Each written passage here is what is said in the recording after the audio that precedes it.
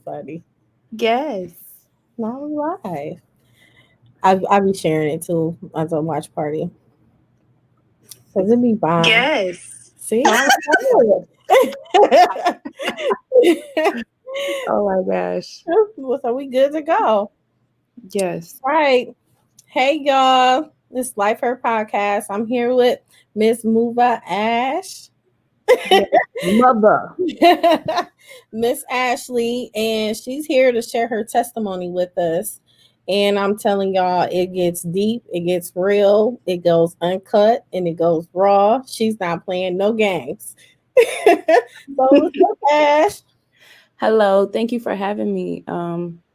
It's really an honor to be on here because I really watch this through my phone and just see so many people on here, like so many different celebrities, so many local people. So, thank you for having me. You're welcome. I'm glad that you on here so you can share your testimony with everyone because it's always needed for people to hear what other women have to say because our voices don't be heard, or if we do say something, no one believe us. Yeah, that's how it is. Like I kind of went through that situation myself. So to give you guys a little bit about me, my name is Ashley. I'm from Cleveland, Ohio, and I wrote my first book last year. It took me about 6 months to write it. I felt the need to write it because it's something that I always wanted to do since I was a little girl. Like even when I was like 6 years old, I was sitting down writing out a life that I never even had because I wasn't nothing for me to write. And it was just like I just knew I had a story to tell, but I hadn't lived through nothing yet to tell. So it was just at a time where I think things come in my life for me when it's time for me to heal from something or to grow or to learn a lesson from something.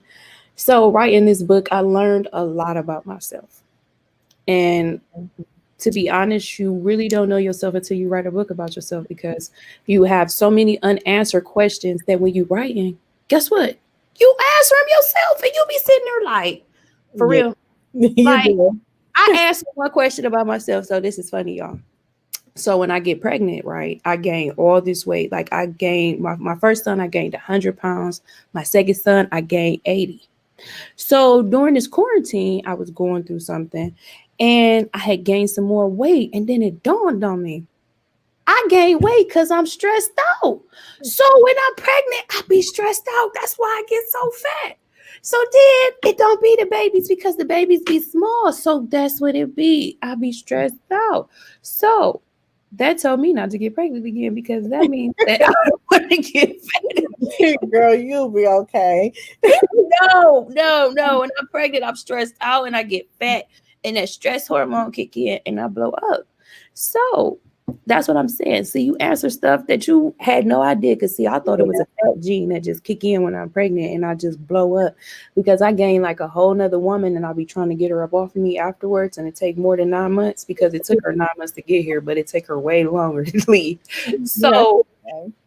no, it's not okay. It It's is. not. It's okay to a point where you're overthinking because you look good now. Oh, baby, listen, this is after work. Look, I ain't stressed out no more. Look, I done lost some more weight. Yeah, that's what I I'm got saying. I got about 30 more pounds I need to go. Okay, you'll get there. So, tell me a little bit about your childhood. What was your upbringing like? Okay, so that's what this book is. Okay, so the book is actually on Amazon, everybody. So the first chapter in the book is called The Beginning of Time. So the beginning of time basically just talks about, where I come from. And when I say where I come from, meaning, why did this book come about? Everything that started that led up to this. So, we just talk about everything that happened in the beginning of time. And I'll talk about how my mom had me at 16, and she lived in the projects and she was struggling, she was going through her own domestic abusive relationships and in and outside of my grandmother's house, so it was just a lot. So that's what that really talks about. Chapter 2 is called self-love.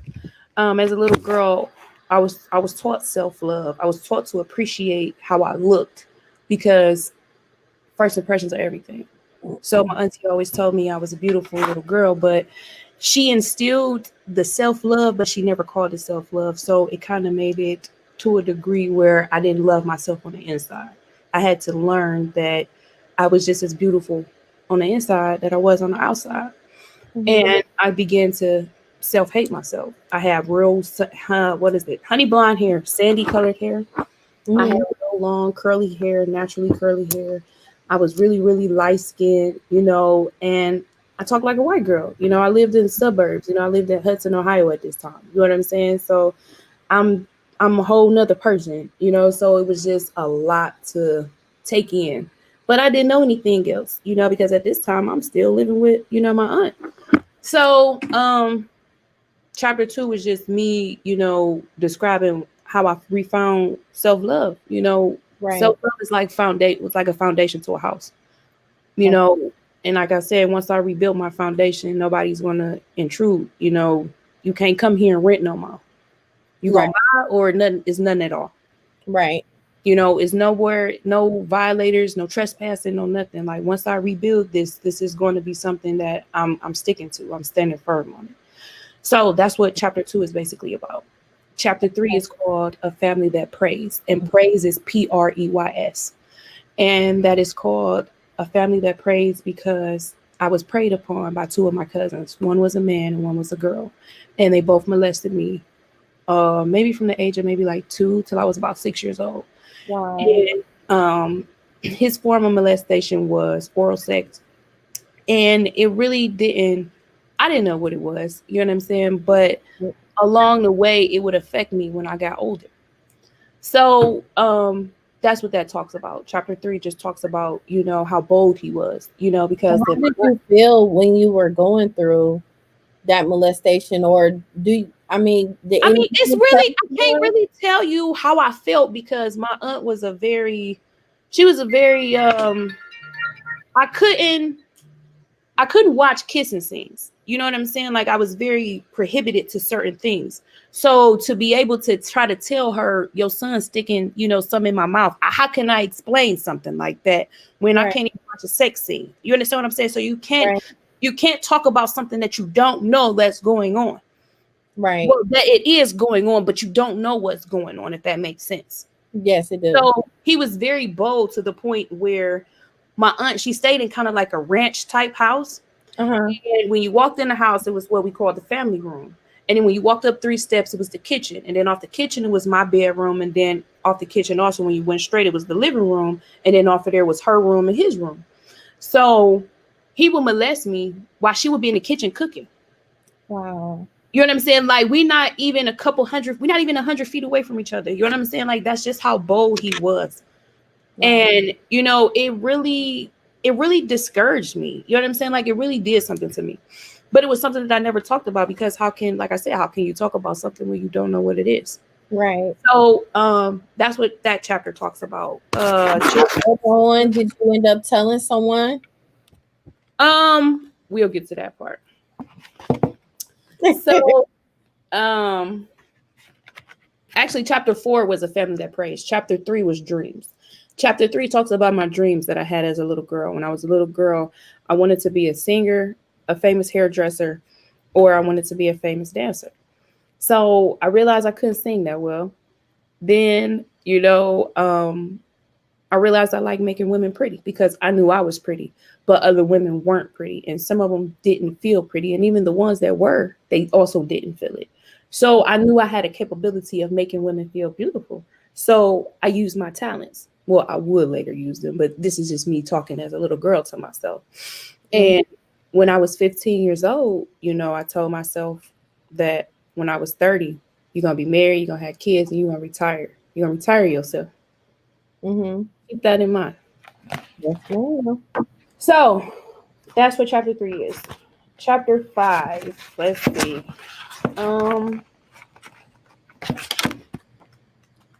So with you going through all of this and having all these things going on that transpired in your life, mhm. what was going on with you in between time? Did your behavior change while your cousin um, was doing that to you? Were you still I was still myself. okay? I was still myself to a degree because, like I said, you can't act a certain way if you don't know what's going on. So I began to change when everything shifted. Now the shift came when my mother and my aunt went to court for me. And the judge said, we're gonna give her back to her mom. That's when the shift happened.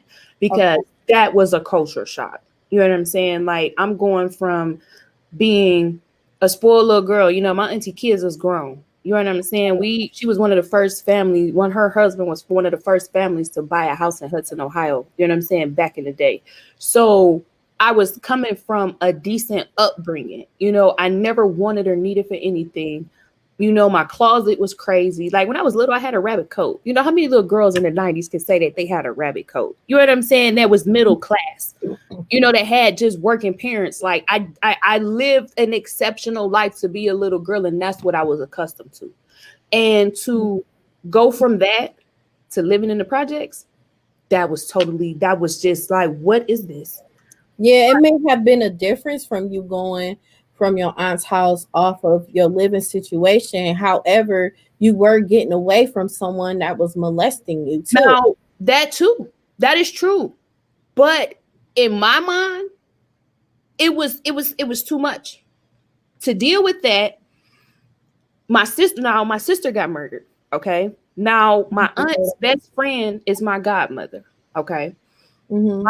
My godmother's daughter got murdered the day my mother graduated from high school.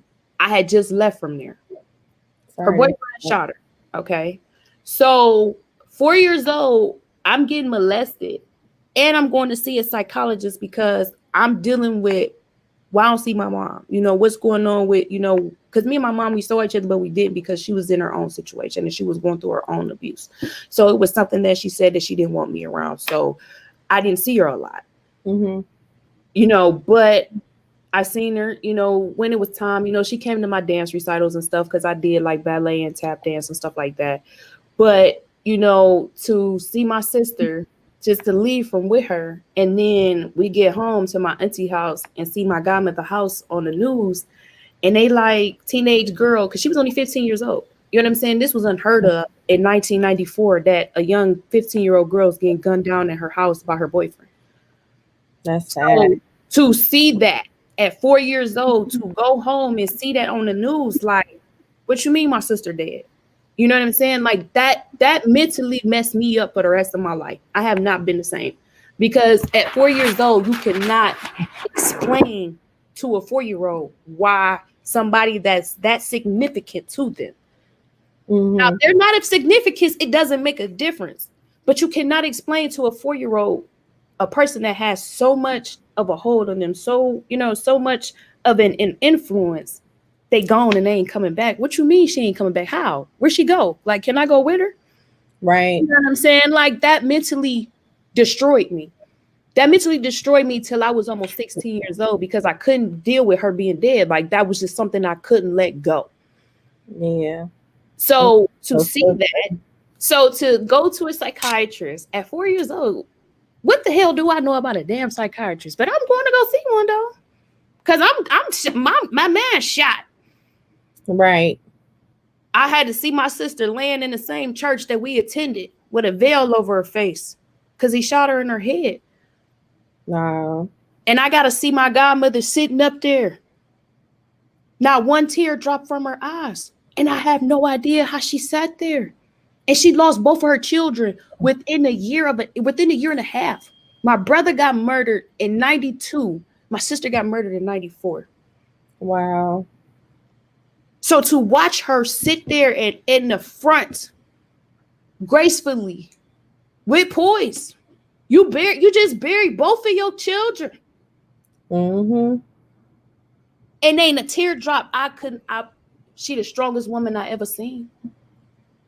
Wow. That And alone will mess your head up. you strong yourself. You know that and this is just at 4. This ain't my life, Yeah. ain't got nowhere. This is just the beginning. Right. So now we making a transfer, we making a transformation now. We moving to the projects. So now it's like, hello, my name is Ashely. How you doing? And they're Like where'd she come from? like, girl, hold up, wait a minute, hold up, wait a minute, wait a minute. She got long hair. She talked like a white girl. This a white girl. Where you know what I'm saying? Like where she come from? I got bullied. I went to Mary Sterling. I got bullied by this one girl. I never forget her.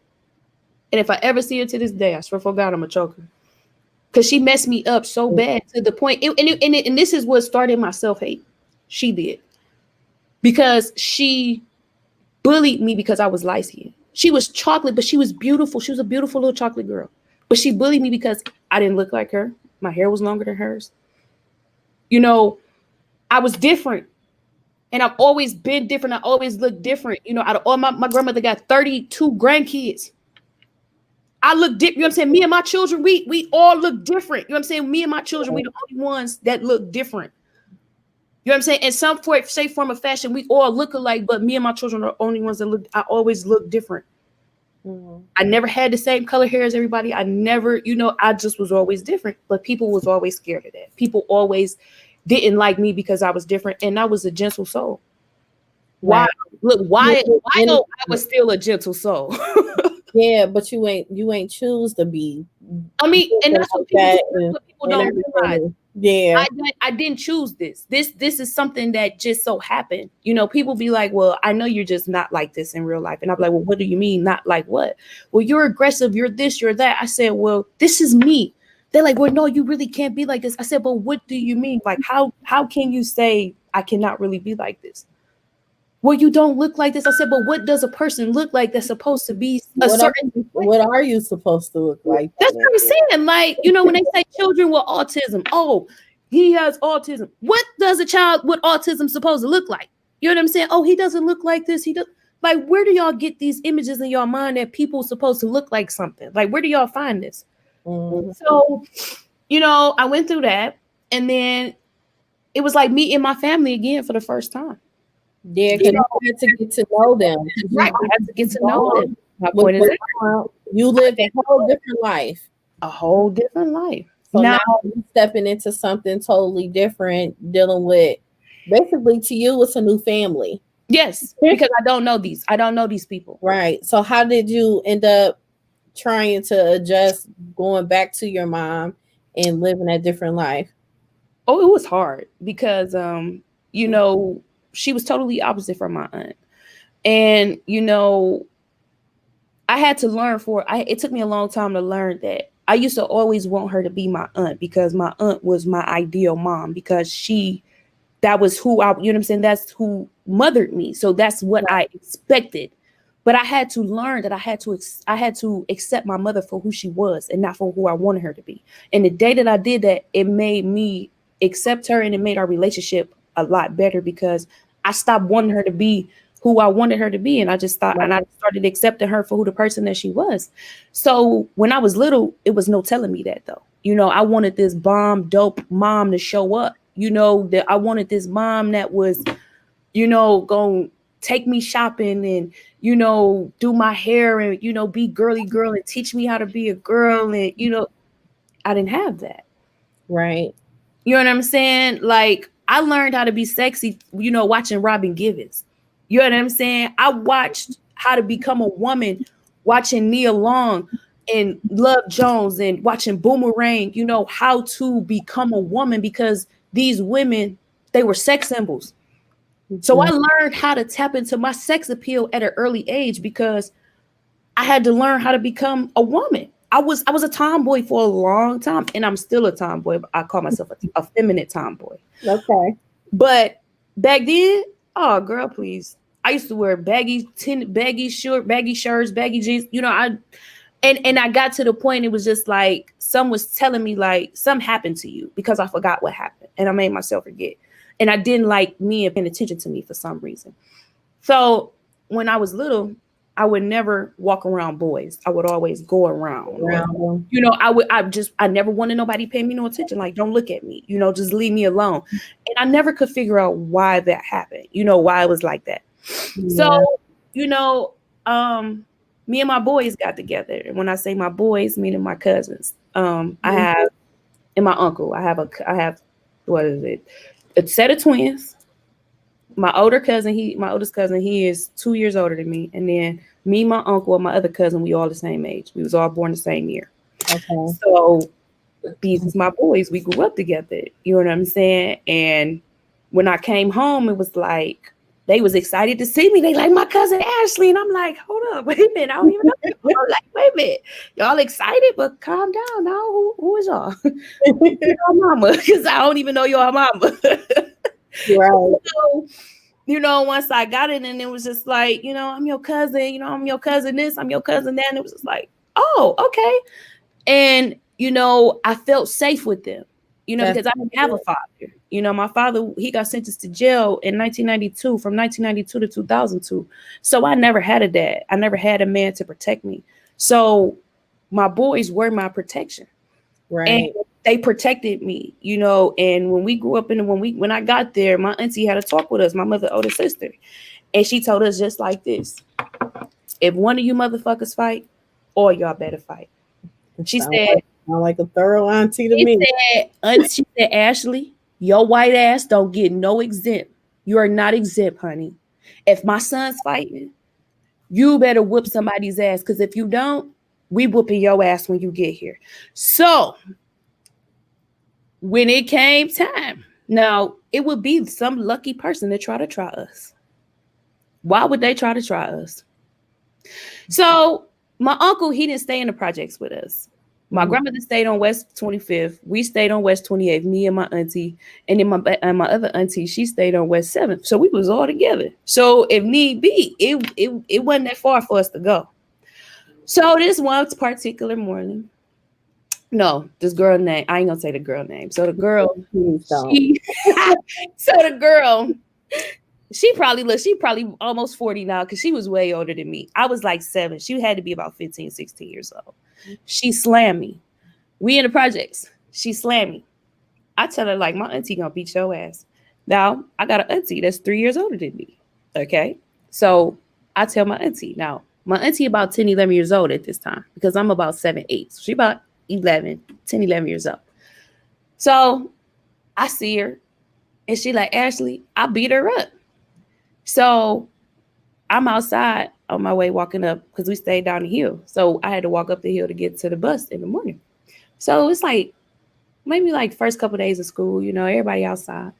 So the girl's sister walk up on me. Now she every bit of maybe 12, 13 years old. Why these people, and she bigger than me too. She taller than me, everything. She look like a bug. Like she look like one of them one of them bugs from a Bug's Life. Like that's how she looked for real.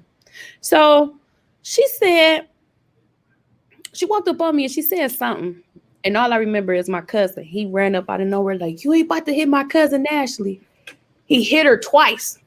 Then he suplexed her on the windshield. Then I ran up on the windshield and I stumped her. Then my other cousins, they jumped in it. And then it was just like, oh my gosh, what just happened? Like I couldn't believe like I had did something like that, because I'm coming. You see how your life just really transitioned, You see what I'm saying? you done really adapted to where Right. you were at. And So right. it's I like, became a product of my environment, and I ain't even been here that long. So it was yeah, crazy. Like I could not believe like I had did something like that, because at that time you couldn't have told me I had to fight somebody. Like I probably would have cried. You know what I'm saying? Because my auntie didn't raise me to hit nobody. So to say I'm gonna fight you or you want to fight me, like what? Like that's unheard of where I come from. So to see this behavior and to see the way that people conducted themselves was totally, out of pocket for me, because I wasn't used to that. right. So, that happened, and then it was like going to school. So I went to school on the east side, living in the projects on the west side and going to school on the east side. Lord have mercy. I went to some of the craziest schools on the east side. Okay. And Yeah. I went by myself though, to be a girl and to be by yourself, especially on the east side. The east side is full of clans, of families that's like Yeah. 20 generations deep. So you arguing one girl and she got 50 cousins that go here because they whole family is from this area and they've been over here forever. So it was really, really hard to stay. It wasn't hard to stay out of stuff because I wasn't a gossiper, because I didn't talk about people, because I didn't like to be bullied. So I never felt the need to do anything to anybody that I didn't want to be done. So girls would try me, and they would say little stuff and I would just let it go, And my mother used to be like, she just raw. Like hey, but we not about to do this. Like you gonna have to beat up somebody Because at that, they gonna keep bullying you, Ashley. And I'm not about to keep having you come home and you feeling some type of way. And it was just a lot. Did you once you transition from your aunt's house and you going through all of this, being living in a neighborhood with your mom? When did it dawn on you that you really was being molested at your aunt's house by your cousin? And then did you even get to the point where you end up telling someone? I didn't get to that point until I started becoming sexually active when I was a teenager. I got to that point because when I became sexually active, men would, boys would be like, "Oh, touch my penis or whatever," and I'd be like, "Ugh, like I'm not touching that." And it was at a point in time where I questioned my own sexuality because it would be like, I like men, but it'd be like, I don't like certain things because I wouldn't allow them to do certain things to me. Hmm. So it really made me do some soul searching, like what happened? What's wrong with you? And around certain things or certain things or certain people would trigger me, and it would, get me emotionally all about my hookup. So I was just like, okay, something happened. So the more and more that I became sexually active, the more and more it came out. And when I was 17, I had got an abscess right after high school. And Hmm. actually, this is me going into the second half of the book, but I'm gonna tell you this part anyway. Okay. So um, I went to the emergency room and I found out I had an abscess. And the abscess, they kept moving, and they went from like my cervix to my uterus, from like on my bottom, like they were just moving, and it was just crazy. So it all boiled down to me getting molested. Like whatever happened back then, it followed me. You know what I'm saying? Right. And I had called my aunt. I finally had told my mom, and I Okay. had called my aunt, and I told her like, your son molested me, and she called me a liar. And I had never felt any hurt from her ever in my life, but that shattered my world. Like, how can you tell me that he did not touch me? I never told her what he did to me, but I told her that he touched me. And I Hmm. didn't speak about the woman until I was like 26. So to tell her that and for her to call me a liar, it really just shattered me. Like, it was really a lot. And we didn't speak for 2 years. Now, in the midst of all of this, my brother was abusive to me.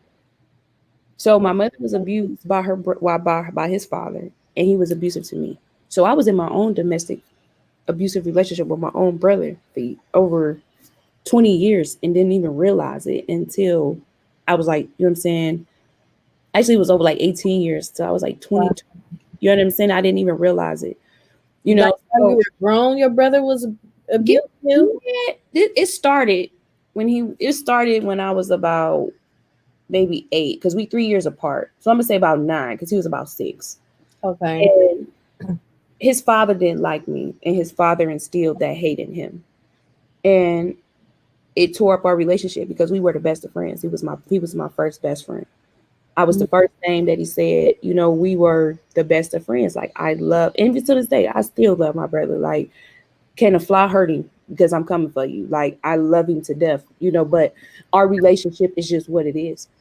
And um his father played a very, very big part, of the toxicity of our relationship.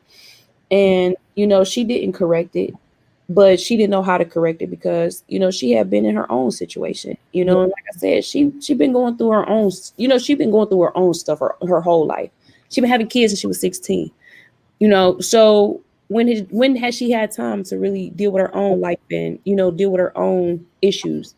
you know Right. Something that it took me to become a woman and to go through my own things and to see, like, as a mom, we don't always get to heal and deal with our own issues. That's so Sometimes we true. have kids, sometimes we have you know things during these things, and we don't have time to heal.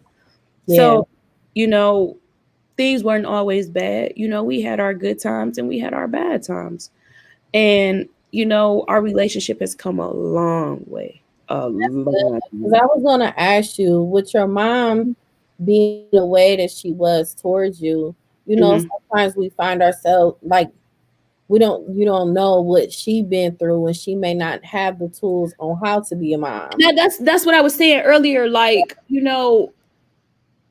I didn't know my mother before she became my mama. You know what I'm saying? I just know her as my mother. I don't know the woman that, who lived before she had a baby at 16. I don't know her. I know what my mama tell me about her, Mm-hmm. and I know that she went through a lot, and she, was mentally, verbally, and physically abused in her own right. Now, did she get help for it? No. But did she have time for it? No. Did she know about how to go get it? No.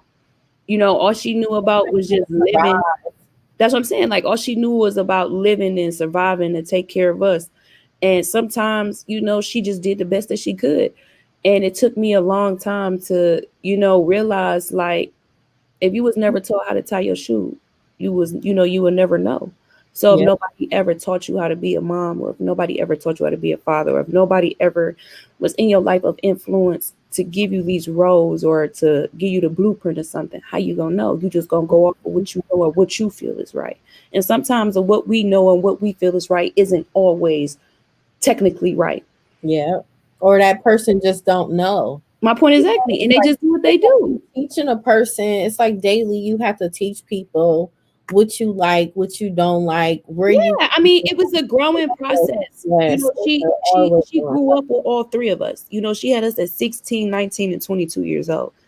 So she grew up with every single last one of us. But I really grew up with her because right now I'm 30 years old. She 46. You know what I'm saying? Like, that. I was, what I'm saying, 16 years ago, you know what I'm saying? I was 14 and she was 30.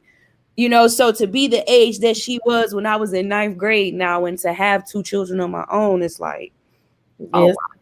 Yeah, it was more or less like now that you seem like y'all ages is close too. wow. Right. It seemed like it's so close. Like, But I'm really proud of you though to even recognize that your mom didn't have those tools for her to be a mother to you. And yeah, I for mean, I you can't. to move on and forgive her and be able to accept her for who she is, because that's really hard for a lot of people to even do something like that and even be, just have that type of mindset. It takes a lot of forgiving for yourself and that other person for you to even have the mindset that you have now. You know, okay, so since we just on here, we just gonna talk about it. So, both of my children, they taught me something. My oldest son, his name is Prince Ashton. Prince Ashton taught me love. Um, I had Prince Ashton at a time that I needed love. And not only did I need love, but I needed to love myself. I got pregnant at 23 years old and I had no idea. I didn't even think I could have children. So to have him was a blessing. Right. And my aunt died, and it was so weird because she came to me in my dream and she told me, she said, "This is our gift to you." She said, "You make sure you take care of him." She That's said, "You cherish him and you make sure you take care of him like I did you."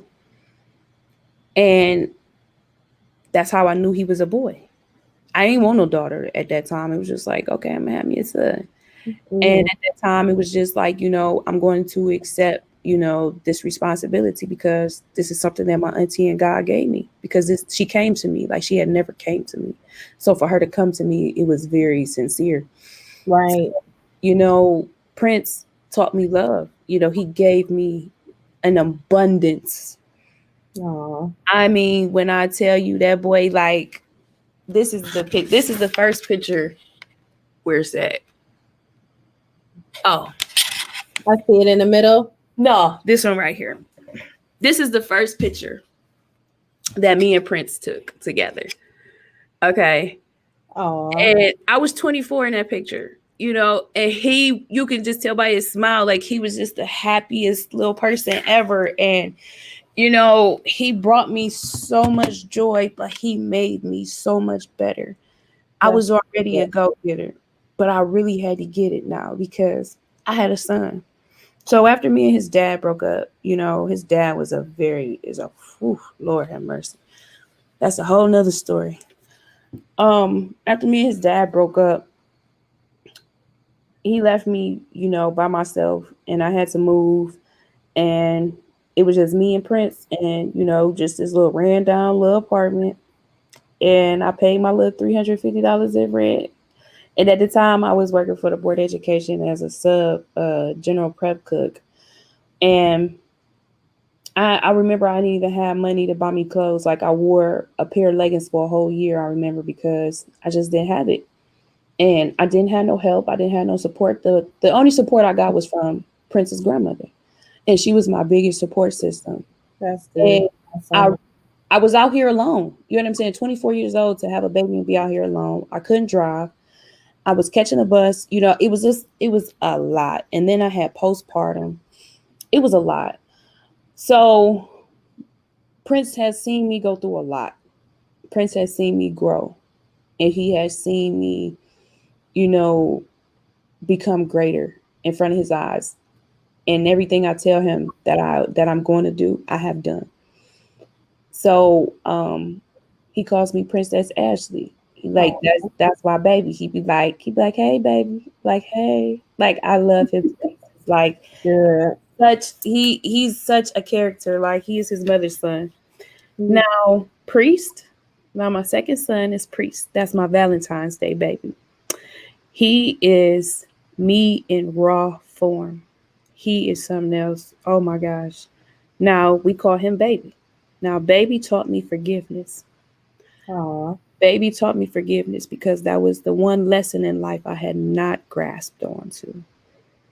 I was not a forgiving person because I felt that I gave so much love and I was so genuine that if you messed over me, what would am I forgiving you for? Like you shouldn't be forgiven. Like, Mm-hmm. but he taught me forgiveness, and I thank him for that That's because it good. helped me become a better woman. Yeah. And he came at a stressful time, and he made it a grand entrance because he came a month early. He was supposed to come March 10th, I'm like, and I'm my getting water out of here. broke. Oh yeah, he my water broke February 13th, and I had him on Valentine's Day. Aw. So that's my love baby, and that's all he shares. Like that's all he gives. So, both of them, they have made me become so much better. They have, you know, encouraged me to be a better woman because I don't want them bringing anything home because that anything gonna have to turn around and go back out the door. Yeah, I understand. So, I'm their first example. And, I asked my son, I said, what you want to be? You want to be a boss or you want to be a worker?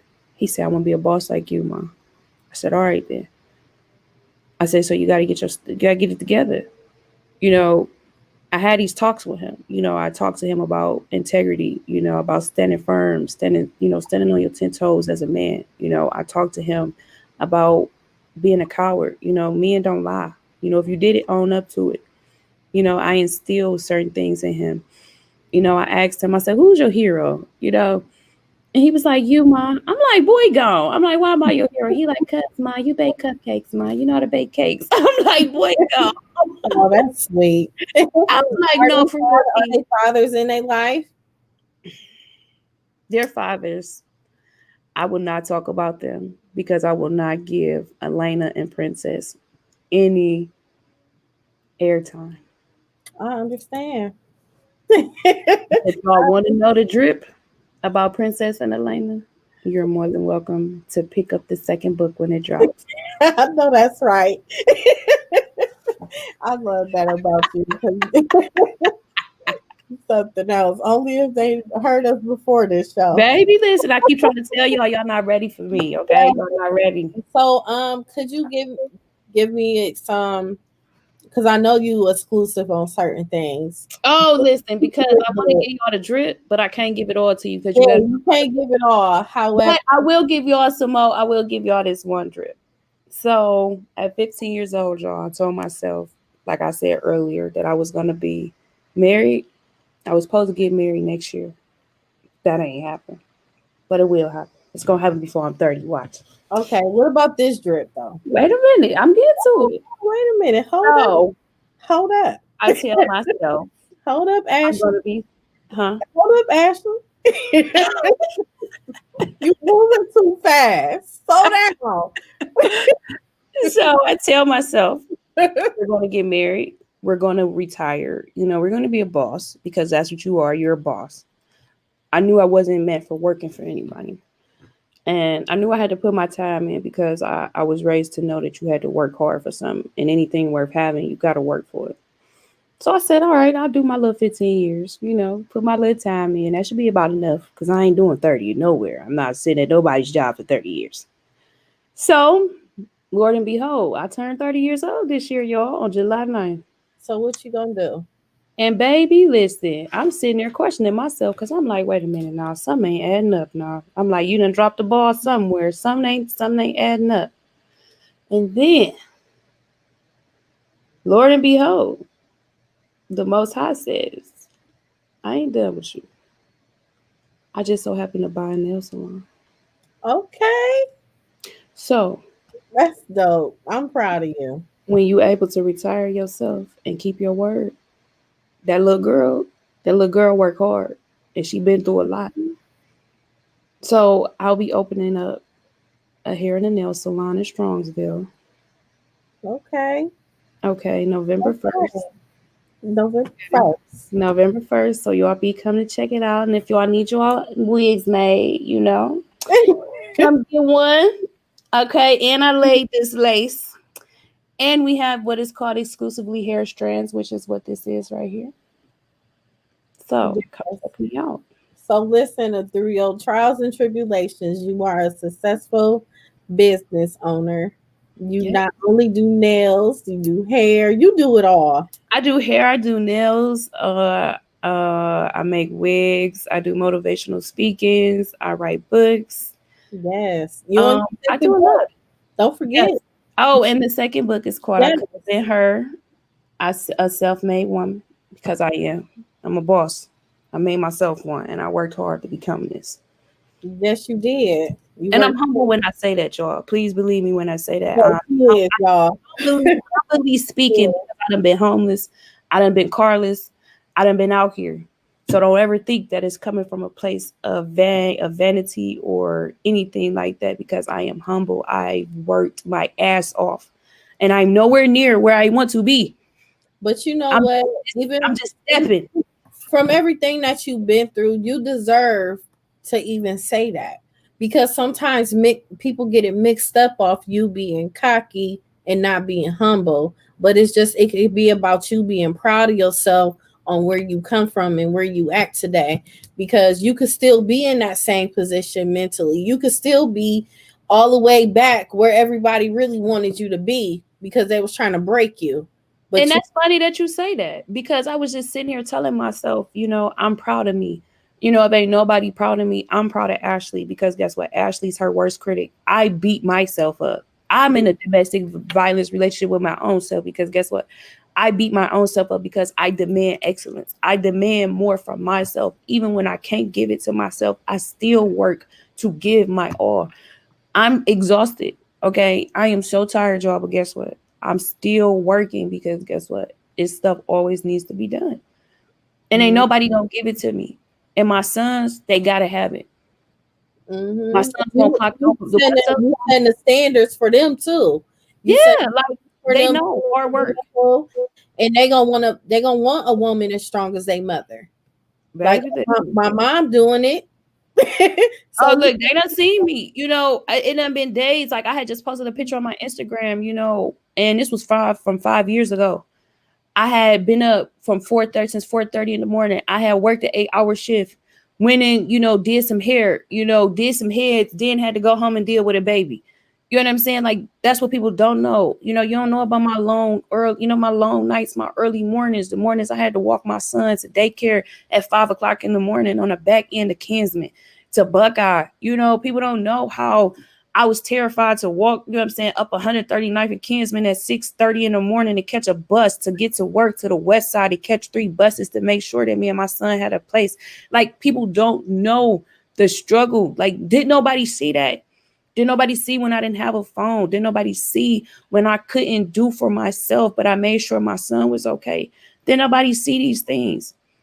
Everybody just look at me now and they just be like, the talk about is, oh, Ashely ain't never lived in the projects because I'm the only person in my family ain't never lived in the projects. But the people, what people don't know is, you don't know how long, I mean, how many times I'd have been this close to sitting in CMHA. You know what I'm saying? You don't know how close I done been to be sitting here, but you know what? I keep enough fire under my ass to make sure that I didn't. I live my life on pressure. Yeah, you I live got it in distress and everything because guess what? If I keep it that way, everything gonna stay in shape.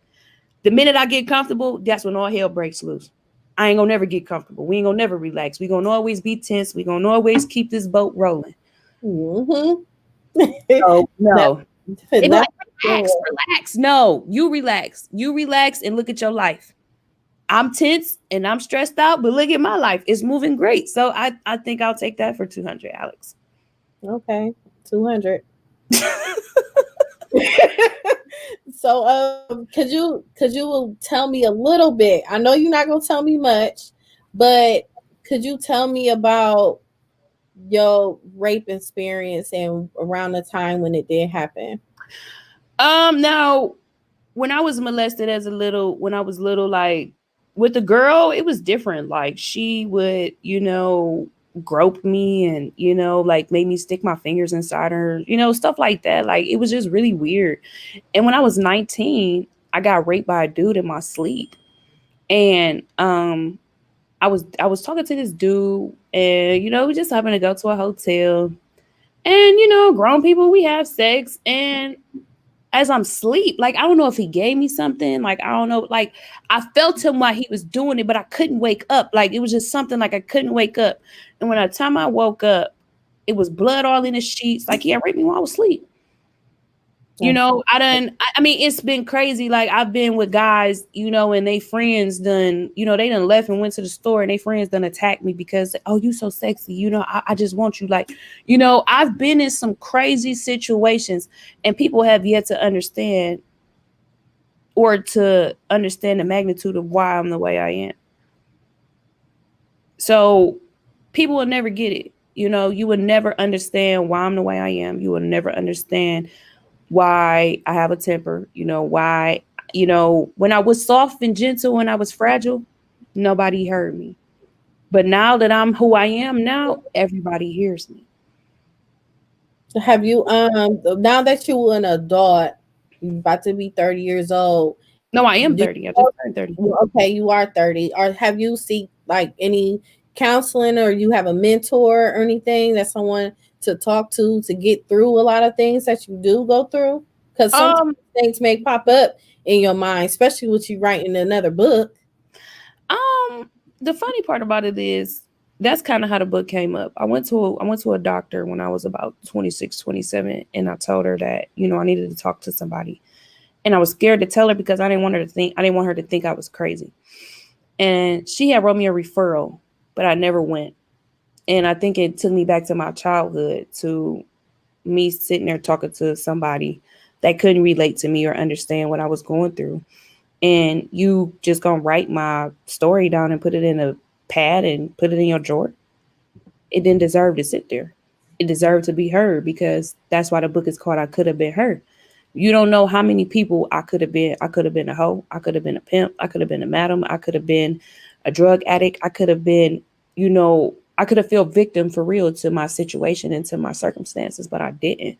So to know that I could have been anybody, like, and when I watch Lock Up, a lot of those women, like I would love to meet those women, because I could have been them, or they could have been me.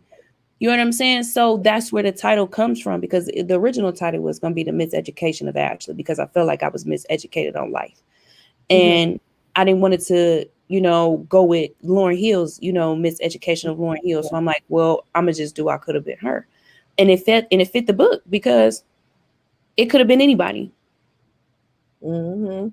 It definitely could have, and I'm really proud of you on a position where you at in your life because it takes a lot of strength mentally and emotionally, physically, and everything to be where you at today. And that's why I originally made this podcast because a lot of people don't know us. And I remember one of the things that you put was you have a book, but it's never been open. Hmm. Everybody see you on the outside, but they never knew what you were going through on the inside.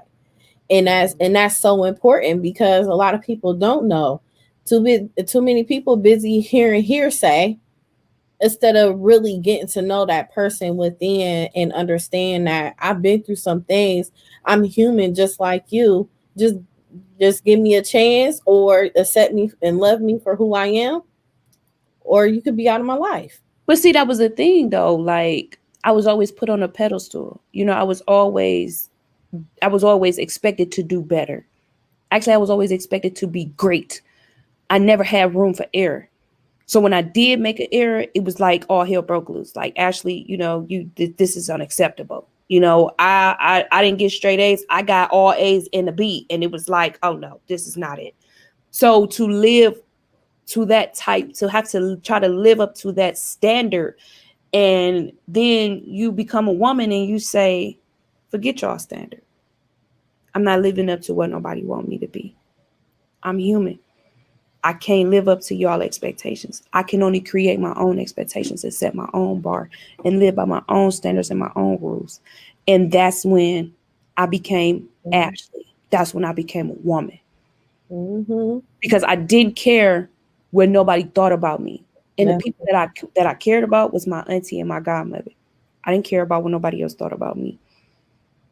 But to shame them, to disappoint them, I might as well slip my wrist because that was just like that was something that I was not going to do because Right. in their eyes I had a certain standard to be. I had a certain standard to live up to. So to break that and to become my own independent person, that was a lot for me. So I learned about life. I learned how to stand on my own 2 feet. I got my first job when I was 15 years old. I've been off the porch since I was 12. So it's really nothing that nobody can really tell me. You can't get nothing over on me. I've been out here a long, long time. Mm-hmm. Yeah. So Been it, through some things, and one thing about it is you have, like, from you living those two different lives. It's like I got the medium of both. I'm a project suburban girl. Yeah, yeah, it's a beautiful side, girl. I'm trying to tell you. Listen, it's a beautiful. yes, I yes. share the medium, and that's what I talk about in the book. I share the medium of being a project and a suburban girl. And it's like dealing with me, you get a project girl, a suburban girl, you get a hustler, and you get a strong woman. And you combine all of them people together. And that pretty much in a diva, because I'm a diva. And you But combine all of them. one thing about it, you always yourself though. Oh, Like most definitely. in any way or any place you will be, you always gonna be Ashely. Oh, most definitely. Now, the question is, are you going to be able to take it? Are you going to be able to handle it?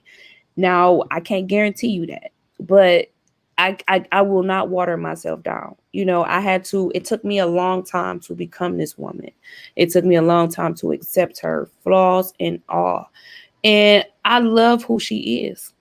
And I'm not going to change her or alter her because you say I'm too much. Most men are intimidated by me. They scared of me because you can't come to me, can't come to me half ass. I'm not with it. I don't I'm a whole different type of breed of woman. I come from a whole nother era, a whole nother time. I ain't with it. Okay. Like you got it's you got your own boundaries. oh, boundaries. Baby, we setting them at the gate. I got my own standards. Okay, go I ahead. got a list. I got a whole list that's like 19, 20 characteristics. I need you to meet at least 13 of them. 13. If you can't meet at least 13, then I'm not settling for you, baby. Well, you know what you want. Oh, my point exactly. You know what you want, but just this is good that you still keeping it moving and focusing on yourself and your sons. And you already did the unthinkable of having your own shop now, and you about to kill it. Oh, yes, and I'm not done yet. So I stay already tuned. know. I Stay already know tuned, you ain't baby. done. Stay tuned. Stay So, tuned. when is your next book coming out? working on that. Actually, it'll be two books. It'll be a book called Street Jewels. Street Jewels is actually the female version of Lamont Wheeler's Street Jewels book. And Street Okay. Jewels is actually three books. It's money and finance book, a personal book, and a self love book. And Okay. these books basically, the self love book, I break down, what self love is, self independence, self starting, stuff like that, just to give people technical definitions of it. And then I give you questions in a workbook. And Okay. then I let you evaluate your own self to see if you have self love for yourself. So That's once you good. answer these questions, you'll be able to know, like, do I need to work on this or this, that, and the third? And then there's some other stuff that I have to add in it. And then the money and finance book, it talks about, what a LLC is, what is a sole proprietor, what is life insurance, what is burial insurance, what is credit, what is checks and balances. It just talks about things that in the Black community that we don't know and that we're not taught, and that sometimes we have to wait until later on in life to, get to know. So I try to educate you on those things and then give you the technical definitions. And then I actually give you a workbook on that as well. What is your credit like? Are you doing what you need to do to get your credit together? What is your FICO score? Things of that nature. And then the personal book, it breaks down, just hygiene as a woman, pH balance, what your pH Yeah. balance should be. We have alkaline bodies. It talks about the importance of being a melanin woman, because I am very pro Black and I love being a Black woman. And I talk about that. I talk about the importance of, loving the melanin man, because he is just as important and disrespected just as much as we are. So we have to learn to not ask for something that we're not willing to give. So Black women, if y'all not willing to love the Black man, don't expect him to love you either, because this is a give and take situation. We have a long history of just putting us towards each other and against each other that we have to break. So we all have to be willing to break these things, break the Willie Lynch mindset, and Yes. break the what they call the breaking of the nigger woman. And we have to break so many things, but we as a culture, as a whole, we all have to say, like, we tired, and we almost at that point. So we talk about that. We talk about men, we talk about um the importance of not becoming a teenage mom. And I gathered these questions from some strong women in my life. And the crazy part is, in my family, women have, children as early as 13, 12 years old. And I asked my grandmother, I said, Granny, what's something important that you felt like your mom should have taught you that she didn't? And she said, the importance of not being a teenage mom, Ashely. Because my grandmother is 61 and her oldest child is like 47. Wow. You know what I'm saying? My grandmother has 32 grandkids. I'm the oldest granddaughter, and I'm 30. And the baby, she like 7. You know what I'm saying? And then she has like 32, no, 35 and counting great grandkids. You They're know what not I'm saying? family. But my grandmother only has 5 children.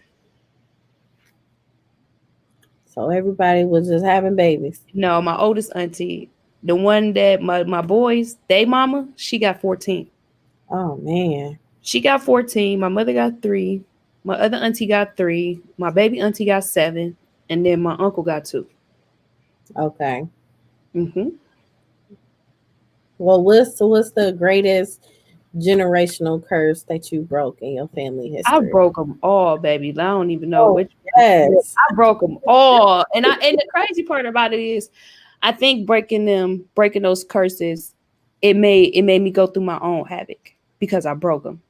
I didn't become a teenage mom. I graduated from high school. I was the first person in my generation to go to prom. Like, I'm the oldest granddaughter, the oldest girl in my generation, and the oldest child. You know what I'm saying? So I got 3 strikes on me already coming out the gate. So you So said that's you a set lot. the standard for all of Right. them, I really. set I set the standard. You know what I'm saying? And that was another thing. Like I said, I didn't have room for error. So when they sit around and they talk about me, like, my cousin Ashley, she ain't never lived in the project. I want them to use that as ammunition. Use that as fire to don't I don't want y'all to be like me, because I want y'all to be better than me, because y'all have no idea what it takes to be me. But I want y'all to be better. And my little cousins, they know at any given point in time, as long as y'all helping yourself, I will always help y'all. And if anything I can do to help y'all, I am always there. I'm your biggest supporter. I'm your biggest advocate. And that's just how it is, and then you can ask them all, they know, like, it's politics, because it's Yeah. women, but at the end of the day, they know I'm the HBIC. I'm the one that this my family. When my grandmama die and when they die, this my family. My grandmama left me in charge because I'm her first granddaughter, and I'm the first one to get in this, the first female in this family in this generation. And just setting the standards and keeping everybody lined up and together. I mean, that's something I've been trying to do, but everybody got to want to be together. Yeah, that's good. And the thing about it is, people have to stop saying this, and I want y'all to stop doing this. Black people, stop trying to control how other people feel. Because somebody feels some type of way, don't try to make them feel bad because that's how they feel. Stop saying, that happened in the past. The past is what affects your future and your present. That's Yes, what y'all got to realize. If you don't fix your past, so that's like if Yvette, me and her sisters, and she stole my little doll that I wanted. That affected our relationship for the rest of our life. So me not saying anything to you as my, what I'm saying, as my big sister, you like, well, what happened, and then our relationship just go to turmoil. And then one day I tell you at 30 years old, like, you know what, Yvette, when we was little, you messed up my doll or you stole my doll, and that hurt my feelings. Now, how you respond to this is going to determine our relationship.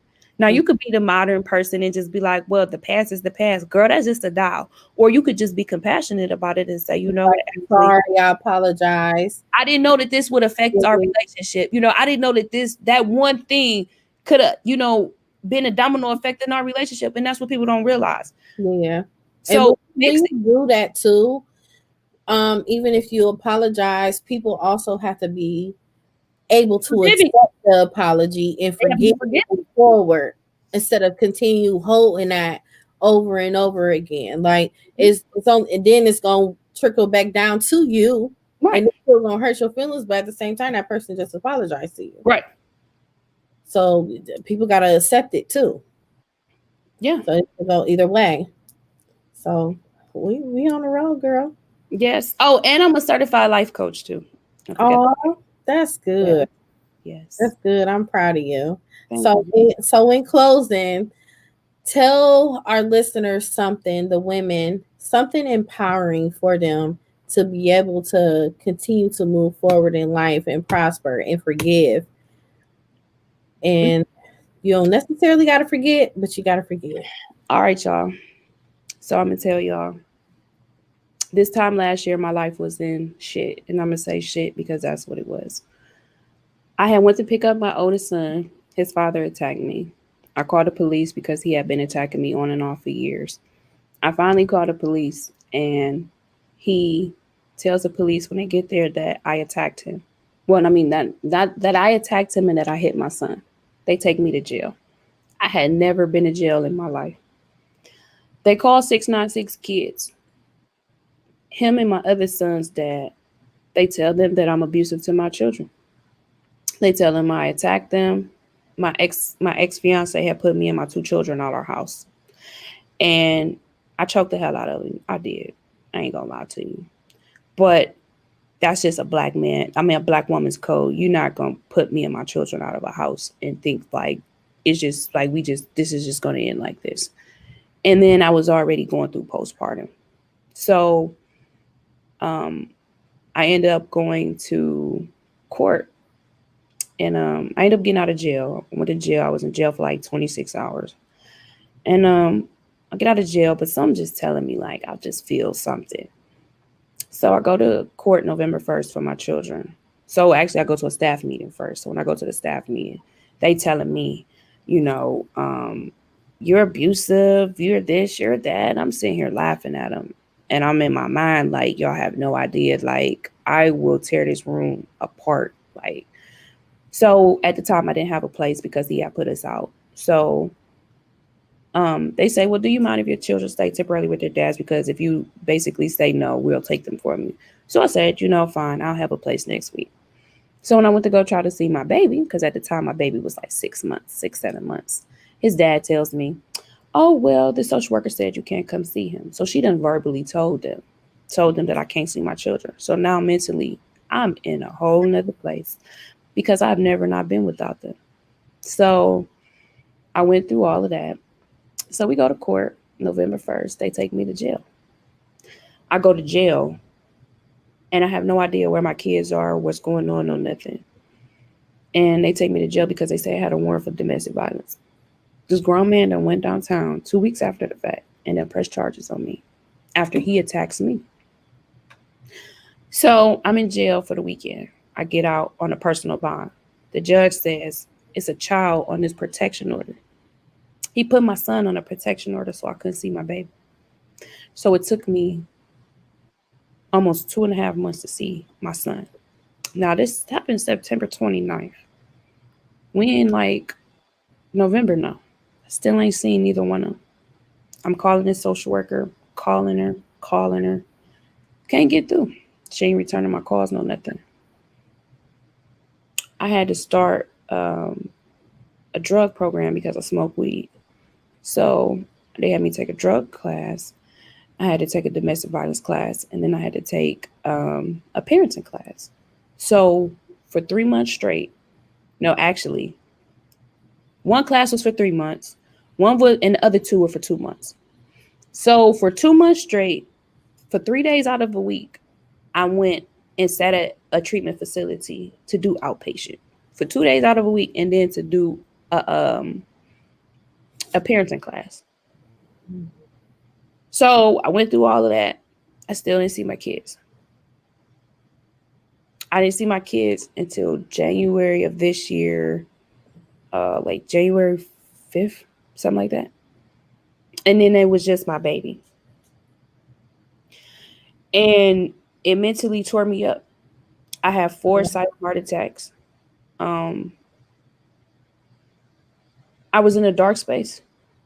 I really lost myself. And I was so stressed out to the point where I didn't sleep. I didn't get any sleep from October till March. I didn't sleep from October till March of this year. Wow. I was really going through it. So I finally get to see him. We start what's called supervised visits. So they say we're gonna supervise you. I said, how you gonna supervise me with something that I done had since the beginning of time? I don't need your supervision. So I have to go to a room every Friday until they see fit to sit with my children for 2 hours. That tore me apart. I bet it did. And baby's first birthday was approaching. Valentine's Day is the last day I had a silent heart attack. I sat at work. I work as a paraprofessional. And for those who don't know what that is, it's just a teacher assistant. I sat at the desk and I was about to go see him. And I started feeling like a sharp pain, like a pulsing pain in my chest. But that still didn't stop me. I was supposed to go to the hospital, but I didn't because I had to go see my baby for his first birthday. Mm-hmm. So I had bought him a big old teddy bear, and I bought him a cupcake. And I had put a little one thing in there, and we had sung happy birthday to him. And it just tore me up, you know. And then when, my son, when Prince was like, when I'm like, come on, P, it's time for us to go, because I never left on time. I always left like 30 minutes because I felt like if I left on time, it was just like me saying goodbye forever. So if I left beforehand, it wouldn't hurt as much. So I said, come on, P, we about to go. He like, I'm going home with you, Mom. And I'm like, no, you're gonna go to your dad's. And he like, but why? And he just broke out crying. And to see him act like that, it, oh my gosh, like Yeah. I have never seen him so emotionally broke up. And that he did that for, like the next 2-3 visits. And, I cried for all them visits until we, until we didn't have unsupervised visits. And I'm a very prideful woman and I don't cry about anything. So to sit in a room and people can walk in and see you cry, that's very, very, very vulnerable for me. because nobody sees me cry because I don't cry about anything. But that tore me up.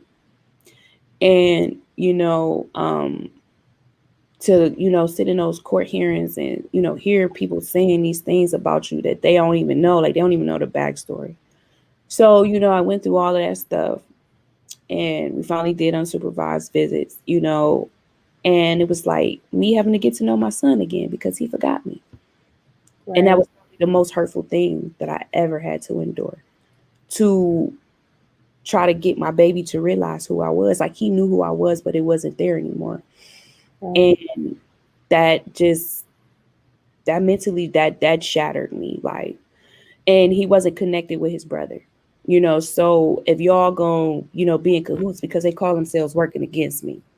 So because y'all mad and y'all caught up in y'all feelings, y'all want to play with our children in a system that don't care about anybody. Why would y'all do that?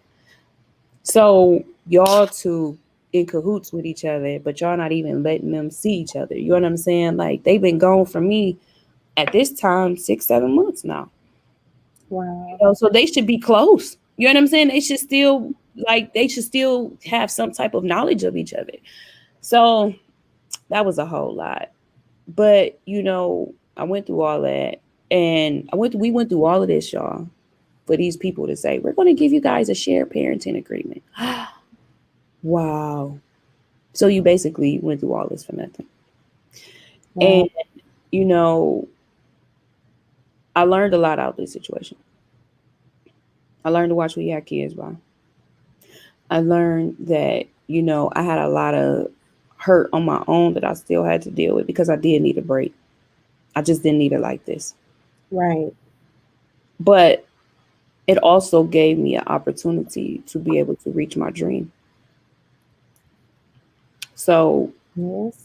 Princess and Elena, I thank y'all, because I'm not going to be a statistic. I'm not going to be one of those moms that said, I had dreams and I couldn't fulfill them because I was a mom for a time. I couldn't fulfill them because I had to take care of my children. So Right. thank you. I'm And able to not fulfill. all that time, you had time to put in for yourself, and you had that fire up under you to want more for your sons. And when they come back home, they're gonna be ready, Yes. and they see So mom it was going it was hard. it was a blessing in disguise. And I told Prince, like, I got a surprise for you, and he like, oh my, is it stick box? I want a toy. Like, that's all he think, I'm the toy lady. I'm supposed to spend all my money on toys, and he has no idea. Like, mommy really got you something. That's for life. You know what I'm saying? Something that you can keep. For me to be the first person in my family to own something and to work hard for it, and to honestly say, like, nobody gave me nothing. Like, I worked for this. Yes, I'm It's, proud of you. it's a You thing. are a really strong woman, and the position that you put yourself in today is unthinkable. Is untouched. Like, you the shit.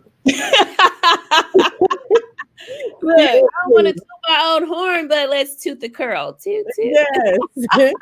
Seriously. I'm like so proud of you, and I want you to keep going. I want Oh you to keep yes, being inspired. I want you to keep speaking life into women. I want you to that's keep the writing goal. And now that I have a place future. to do so, like, now that I have my platform, now that I have a place to, hold my meetings and, do random things, because I'm a spontaneous person. So, I'll see, a young lady that I feel like going on hard times. Well, you know what? Come on in. Let's just make her feel pretty. And that's just the type of person that I am.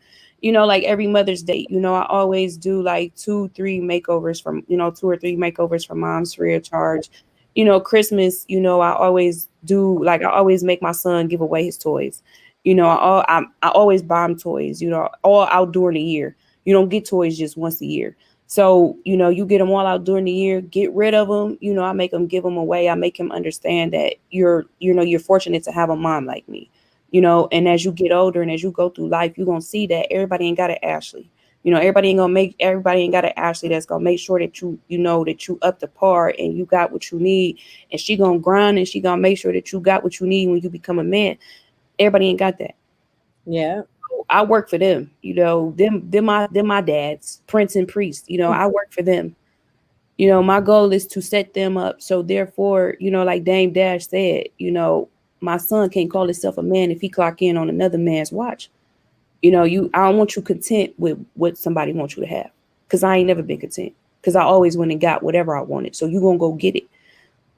And I want y'all to know you come from a hell of a woman.